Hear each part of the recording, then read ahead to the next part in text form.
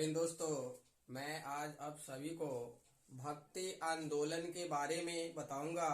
भक्ति आंदोलन से विभिन्न परीक्षाओं में प्रश्न पूछे जाते हैं। भक्ति आंदोलन से देखते हैं पहला क्वेश्चन कि भक्ति आंदोलन की शुरुआत कब हुई थी। तो 6ठी शताब्दी में हुई थी। भक्ति आंदोलन का प्रारंभ कब हुआ था?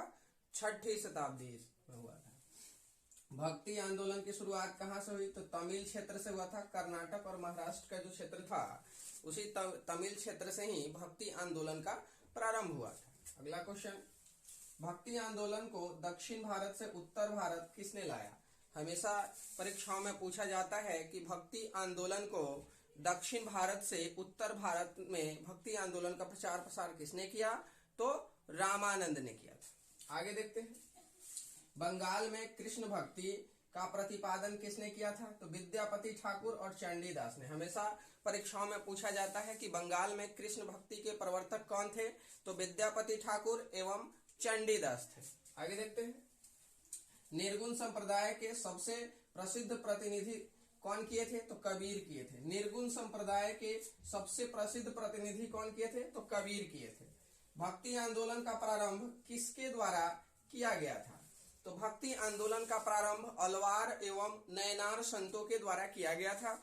हमेशा प्रश्न पूछा जाता है कि भक्ति आंदोलन का प्रारंभ सबसे पहले किसके द्वारा किया गया?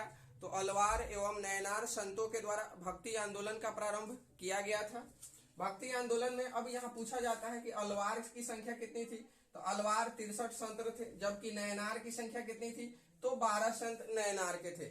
तो अलवार के 63 थे और नयनार के 12 संत थे। आगे देखते हैं, कबीर किसके शिष्य थे? तो रामानंद के शिष्य थे। हमेशा प्रश्न में पूछा जाता है परीक्षाओं में कि कबीर किसके शिष्य थे? तो रामानंद के शिष्य थे। कामरूप जो असम का नाम है, कामरूप जो कि असम में है, कामरूप में वैष्णव धर्म के प्रवर्तक कौन थे या वैष्णव धर्म को किसने लोकप्रिय बनवाया? तो शंकर देव। हमेशा क्वेश्चन आते रहता है, खास करके बीपीएससी वगैरह में ये प्रश्न आते रहता है कि कामरूप में वैष्णव धर्म को किसने लोकप्रिय बनाया? तो शंकर देव ने बनाया था। आगे देखते हैं, किस संत ने सर्वप्रथम हिंदी का प्रयोग किया था? किस संत ने सर्वप्रथम हिंदी का प्रयोग किया था? तो इसका आंसर हो जाएगा रामानंद ने किया था।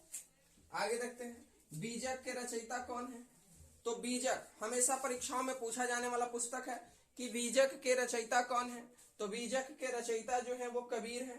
बीजक किसकी कृति है? तो कबीर की है। कबीर के उपदेशों का संग्रह बीजक पुस्तक में मिलता है। आगे देखते हैं, महान दार्शनिक शंकराचार्य का जन्म कहाँ हुआ था? हमेशा पूछा जाता है कि शंकराचार्य का जन्म कहाँ हुआ था? तो केरल में हुआ था शंकराचार्य का जन्म। अगला क्वेश्चन पूछा जाता है कि आचार्य रामानुज का जन्म कहाँ हुआ था? तो आचार्य रामानुज का जन्म मद्रास यानी चेन्नई में हुआ था। अगला प्रश्न पूछा जाता है, रामानंद का जन्म कहाँ हुआ था? तो रामानंद का जन्म प्रयाग में हुआ था। प्रयागराज यानी पहले इलाहाबाद था, अब प्रयागराज है। तो रामानंद का जन्म कहाँ हुआ था? तो प्रयाग में हुआ था। आगे प्रश्न देखते हैं, कबीर यानी सूरदास किस शासक के समकालीन थे? तो अकबर के समकालीन थे। सूरदास किस शासक के समकालीन थे? अकबर के समकालीन थे। सूर सागर एवं साहित्य लहरी, हमेशा परीक्षाओं में पूछा जाता है यह प्रश्न कि सूर सागर एवं साहित्य लहरी के लेखक कौन है? तो ये सूरदास हैं। कौन है? सूरदास है। कौन सी पुस्तक? सूर सागर एवं साहित्य लहरी पुस्तक के लेखक कौन है?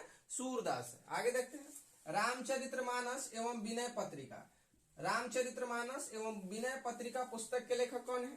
तो गोस्वामी तुलसीदास है। कौन है? गोस्वामी तुलसीदास है। इसे नोट कीजिए, ये विभिन्न परीक्षाओं में ये प्रश्न आते रहते हैं।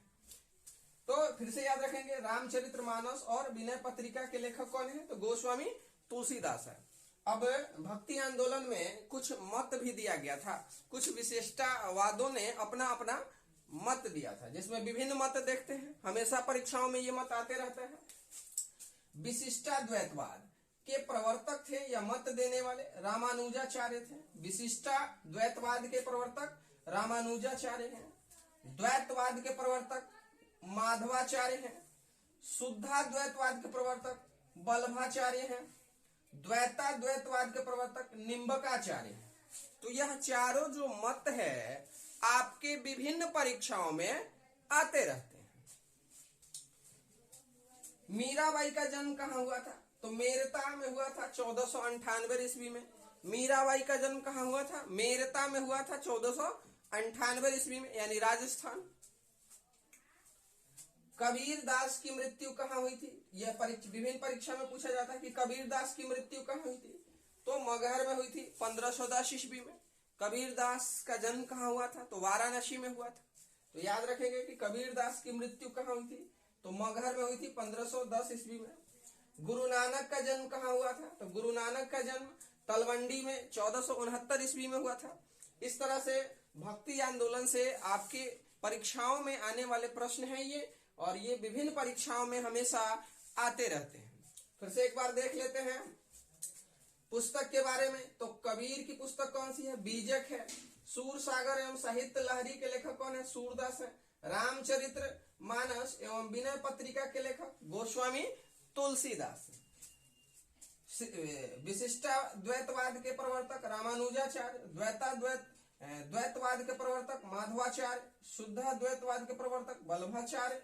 द्वैतवाद के प्रवर्तक निम्बकाचार्य हैं। तो इस तरह से भक्ति आंदोलन से संबंधित विभिन्न परीक्षाओं में आने वाले प्रश्नों को आप लोगों ने देखा, और यहाँ से विभिन्न परीक्षाओं में प्रश्न आते ही रहते हैं। तो एक बार फिर से कॉम्पिटिटिव क्लास को लाइक, शेयर एंड सब्सक्राइब करें। भक्ति आंदोलन में आज इतना ही। धन्यवाद।